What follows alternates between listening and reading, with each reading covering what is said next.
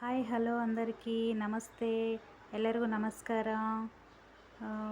Hello friends మనము కుమార శతకము అనే ఈ శతకంలోంచి మూడవ పద్యాన్ని ఈరోజు మీ అందరికీ కూడా వినిపిస్తున్నానండి.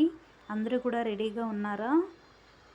పనులెన్ని గలిగి ఉన్నను దినదినమున విద్య పెంపుదీయుక్తుడవై వినగోరుము సత్కథలను కని విబుధులు సంతసించు గతి నింగుమారా.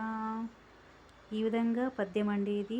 దీని యొక్క తాత్పర్యము మనము తెలుసుకుందామా. మరి ప్రతిరోజు ఎన్ని పనులు ఉన్నప్పటికీ విద్య యందు గౌరవము కలవాడై పెద్దల యందు మెచ్చుకొను రీతిని మంచి మంచి కథలను రోజు విని తెలుసుకొని ఆసక్తి చూపినచో బుద్ధిమంతులు వారిని చూచి సంతోషపడుదురు. అటువంటి వాడు ధన్యుడు కదా కుమారా అని ఈ పద్యం యొక్క తాత్పర్యము.